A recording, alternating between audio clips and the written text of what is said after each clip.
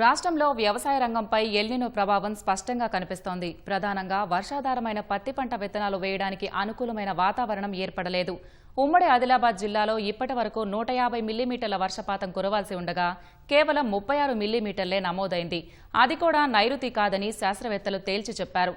ఫలితంగా పొడి నేలలో విత్తనాలు వేస్తే రైతులు నష్టపోయే ప్రమాదం ఉంటుందన్న వ్యవసాయ పరిశోధన స్థానం ప్రధాన శాస్త్రవేత్త శ్రీదాంత్ చౌహాన్తో మా ప్రతినిధి మణికేశ్వర్ ముఖాముఖి. రాష్ట్రంలో పత్తి పంటకు ఉమ్మడి ఆదిలాబాద్ జిల్లా ప్రసిద్ధి పొందింది. 17 లక్షల ఎకరాల సాగు భూమిలో దాదాపు 11 లక్షల ఎకరాల్లో పత్తి పంట సాగవుతుంది.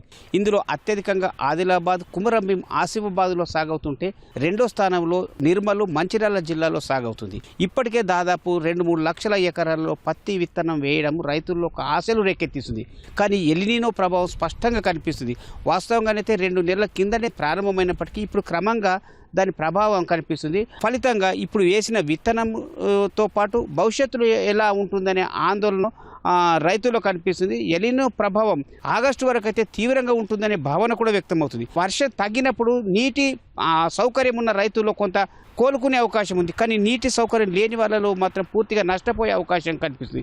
జూన్ 1వ తేదీ నుంచి ఇప్పటి వరకు ఉమ్మడి ఆదిలాబాద్ జిల్లాలో దాదాపు 15 సెంటీమీటర్ల వర్షం కురవాల్సి ఉంది. కానీ ఇప్పటి వరకు కేవలం 3 సెంటీమీటర్లకే పరిమితమైంది. ఇక్కడ మనతో పాటు వ్యవసాయ శాస్త్రవేత్తలు ఉన్నారు. సార్, ఉమ్మడి ఆదిలాబాద్ జిల్లాలో ఎల్నినో ప్రభావం ఎట్లా ఉంటుంది? ఈ జూన్ 1వ తేదీ వరకు ఇప్పుడు నైరుతి పలకరించిందే లేదా?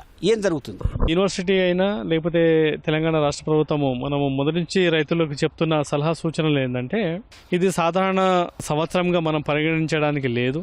కొంత ఎల్నినో ప్రభావము ఈ పాటికే ప్రపంచవ్యాప్తంగా మనకు కనిపిస్తూ ఉంది. తర్వాత తెలంగాణ రాష్ట్రంలో తీసుకున్నా లేకపోతే ఆసియా ఖండంలో మన దేశంలో మనం తీసుకుంటే జూన్ మాసము సరాసరిగా వర్షపాతం పడే అవకాశం ఉంటుంది. జూలై, ఆగస్టు, సెప్టెంబర్ ఈ 3 నెలల్లో మాత్రము సాధారణ వర్షపాతానికన్నా కూడా ఒక 20-24% తక్కువగా నమోదయ్యే అవకాశం ఉన్నట్టు కొంత మనకు సూచించడం జరుగుతూ ఉంది.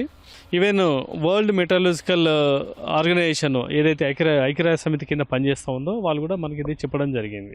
ఇప్పుడు కురుస్తున్న వానలు నైరుతి ఋతుపవనాలైనా లేదా కేవలంగా కురుస్తున్న వర్షపవనం, దీన్ని ఎట్లా పరిగణించాలండి?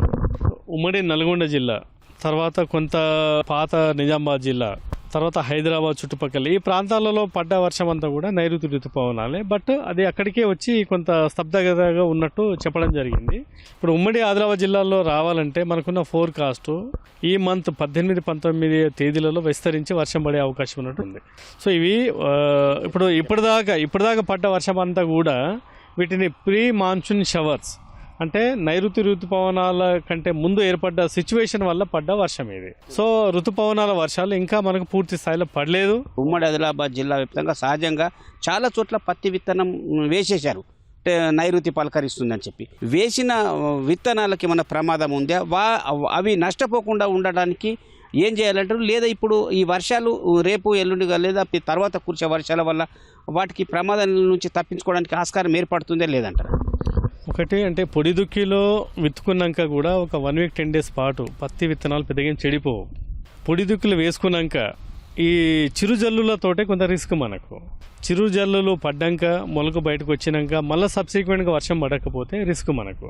సో అటువంటప్పుడు నీళ్ళ వసతి ఉన్న రైతులైతే మనం స్ప్రింక్లర్ తోటో లేకపోతే డ్రిప్ సిస్టమ్ తోటో లేకపోతే రైతువారి పద్ధతుల్లో వాళ్ళు కొద్దిగా పలచగా నీళ్ళు కట్టుకుని కూడా దీన్ని అందుకోగలుగుతాం. కానీ 100% వర్షాధారంగా సాగు చేసుకునే రైతులు మాత్రం కొద్దిగా తొందరపడి విత్తుకొని రిస్క్ తీసుకోవద్దు. ఇప్పటికీ జరిగిన అంటే సోయింగ్ జరిగిపోయింది. బట్ ఇంకా కొద్దిగా మనం వేచి చూసే ధోరణిలో ముందుకు పోతే బాగుంటుంది. పత్తి పంటను ఎప్పటిదాకా విత్తుకోవడానికి ఆస్కారం ఉంది? దానికి వర్షపాతం ఎన్ని సెంటీమీటర్ల కురిస్తే అనుకూలంగా ఉంటుంది? ప్రస్తుతం దానికి అనుకూలం ఉందా లేదా? 60-75 మిల్లీమీటర్ల వర్షపాతము నల్లరేగడి భూములలో, 50-60 మిల్లీమీటర్ల వర్షపాతము మధ్యస్థ నేలల్లో. ఈ సిచ్యువేషన్ ఏర్పడ్డాక మనం విత్తుకోవడం అనేది అనుకూలమైన సమయంగా మనం చెప్తాము. ఈ రోజుకి ఆ సిచ్యువేషన్ జిల్లాలో ప్రధానంగా 90% మండలాలలో రాలేదు మనకి. తర్వాత ఆదిలాబాద్ జిల్లాలో పడుతున్న వర్షం కూడా ఇది డైరెక్ట్గా నైరుతి ఋతుపవనాల వల్ల పడ్డ వర్షం కాదు. దానికంటే ముందు ఏర్పడ్డ సానుకూలమైన వాతావరణం వల్ల పడ్డ తొలికరి జల్లులు ఇవి. కానీ పూర్తి స్థాయిలో మనకి సౌత్ వెస్ట్ మాన్సూన్ రేంజ్ కావి. తర్వాత ఇంకా కాటన్ పండించడానికి అనుకూలమైన సమయము జిల్లాలో సాధారణమైన దిగుబడి రావాలంటే ఈ మంత్ చివరి దాకా కూడా మనకి అనుకూలమైన సమయంగానే మనం చెప్తాము. అయినా కూడా అంటే మనకు చెప్తున్న పాత ఎక్స్పీరియన్స్ కానీ రీసెర్చ్ ఏం చెప్తుందంటే తొందరగా సోయింగ్ చేసుకుంటే ఎక్కువ దిగుబడి వస్తుంది. ఇది న్యాచురల్గా జరిగే ఫినామినా. కానీ ఇలాంటి ఎక్సెప్షనల్ ఇయర్స్లో మాత్రము తొందరపడి మళ్ళీ మనకు సబ్సిక్వెంట్గా వర్షాలు పడకపోతే మాత్రం పంట నష్టం జరుగుతుంది. వ్యవసాయ పరిశోధన స్థానం ప్రధాన శాస్త్రవేత్త శ్రీధర్ చౌహాన్ అభిప్రాయం అంటే పత్తి పంట ఎలిని నుంచి దక్కించుకోవడానికి పత్తి పంట సాగులో ఎదురయ్యే ఇబ్బందులను లేదా కలిగే లాభాలను కూడా సానుకూలంగా రైతులకు ఒక సదస్సుల ద్వారా ఇప్పటికే చెప్పాల్సి ఉంది. కానీ సమయం దాటిపోయింది. ఇప్పటికైనా కొంత క్షేత్రస్థాయిలో వ్యవసాయ శాఖ విస్తరణాధికారుల ద్వారా లేదా అట్లాగే రెవెన్యూ వివిధ శాఖలను భాగస్వామ్యం చేసి ప్రభుత్వం కొంత చొరవ తీసుకొని ఎలినినో ప్రభావం నుంచి రైతులను, అందులో ప్రధానంగా పత్తి పంట రైతులను కాపాడడానిపై దృష్టి సారిస్తే రైతులకు మేలు చేసినట్లే అవుతుంది. కెమెరామెన్ కిరణ్తో మణి, ఫోటో స్టూడియో.